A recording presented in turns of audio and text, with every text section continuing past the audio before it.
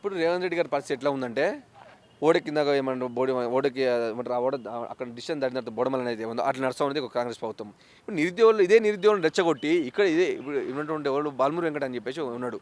మమ్మల్ని ఉపయోగించుకొని ఎక్కడ ఆయన పిలిచినా పిలవకుండా ఆయనతో సంబంధం ఉన్నా లేకున్నా అక్కడ పోయి నేను వీళ్ళకు సపోర్ట్ చేస్తూ ఉన్నాను, వీళ్ళకు మద్దతు చెప్తా అని చెప్పి కూర్చున్న బాలమూరి వెంకట గారికి ఇప్పుడు కనిపిస్తలేదా? అంటే నీకు ఉద్యోగం నీకు ఒక్కరికి ఉద్యోగం వస్తే సరిపోతుందా బాలమూరి వెంకట గారు? మరి ఎక్కడ వేరు మరి నాది తెలంగాణ రాష్ట్రం సరే నువ్వేదో వాళ్ళని ప్రలోభపరిచినావు, నీకు మద్దతు తెలుపుకున్నావు, సరే నీకు ఉపయోగించుకున్నావు, వాళ్ళని ఉపయోగించుకొని ఒక మెట్టు ఎక్కినావు, సరే ఉద్యోగం తెచ్చుకున్నావు, సరే నీ ఉద్యోగం అయితే వచ్చింది, మరి ఇప్పుడు ఎందుకు కనిపిస్తుంది నీకు?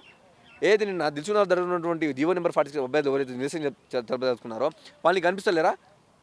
నీ ప్రభుత్వం ఏర్పడక ముందుకేమో అసలు చిన్న సమస్య అక్కడ సమస్య ఉన్నా లేకున్నా కూడా దాన్ని ఒక గత ప్రభుత్వం ఏదైతే బీఆర్ఎస్ పార్టీ ఏదైతే ఉన్నదో దాన్ని వ్యతిరేక సృష్టించాలి, గత ప్రభుత్వం కేసీఆర్ గారి మీద ఒక వ్యతిరేకత ఫామ్ చేయాలని చెప్పేసి నువ్వు కూర్చున్నావు కదా. మరి నీ ప్రభుత్వం రాగానే మరి తీసుకున్నారు ఎందుకు ఓట్లేవు? నువ్వు ఇప్పుడు అక్కడ ధర్నా జరుగుతుంది కదా, ఏంటో ఏసీలో అనుకునేందుకు మనం అంటే నీకు ఉద్యోగం ఒకరికి ఉద్యోగం సరిపోతుంది.